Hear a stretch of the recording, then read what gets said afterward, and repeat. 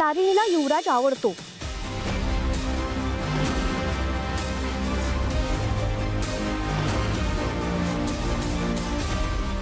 तिचं युवराजवर प्रेम आहे, अगदी कॉलेज पासून। मी स्वतः बघितलंय तिला त्याचा हात पकडताना। हे बघ निशीला हे जर कळलं ना तर खूप प्रॉब्लेम होते। तारिणी ही अशी बहीण असण्यापेक्षा ना नसलेली बरी।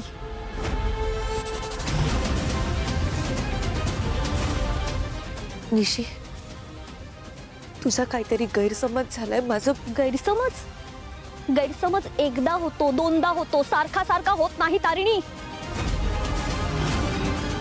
अरे देवा, ए तारिणी, तुला लाज कशी वाटत नाही ग? हा, तुझ्या बहिणीच्या होणाऱ्या नवऱ्याबद्दल असा विचार करतेस तू? शी। निशी आई प्लीज माझं ऐका, हे सगळं खोटं आहे। अहो हे सगळं खोटं आहे, असं काही नाहीये। हे तारिणी प्लीज हा, हे नेहमी सारखं ते अश्रू गाळून रडण्याचं साधेपणाचं नाटक करू नकोस आता। हा, मला स्वतः युवराजने सगळं खरं खरं सांगितलंय। तो खोटं बोलतोय।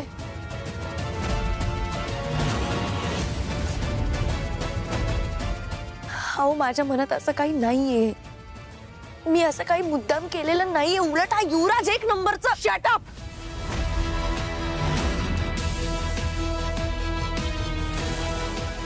Tarini please shut up.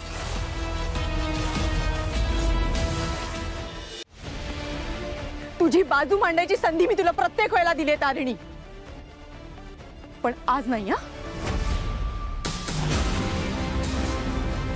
तू प्रत्येक वेळेला युवराजवर आरोप करत आलीस, पण आज मी तुझं अजिबात ऐकून घेणार नाहीये।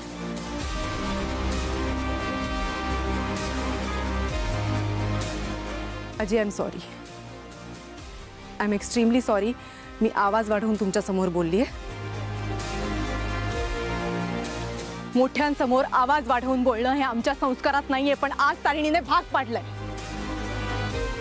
आजी, मला कुठल्याही नात्याचा इकडे अपमान करायचा नाहीये, पण आता निशिता आणि युवराज एक नवीन संसार सुरू करतायत आणि मला त्यात कोणाचाही इंटरफिअरन्स नको आहे।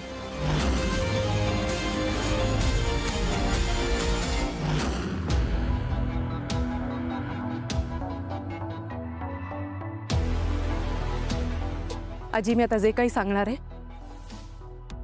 ते ऐकून कदाचित तुम्हाला वाईट वाटेल, पण हे समजून घ्या की माझ्याकडे दुसरा पर्याय नाही।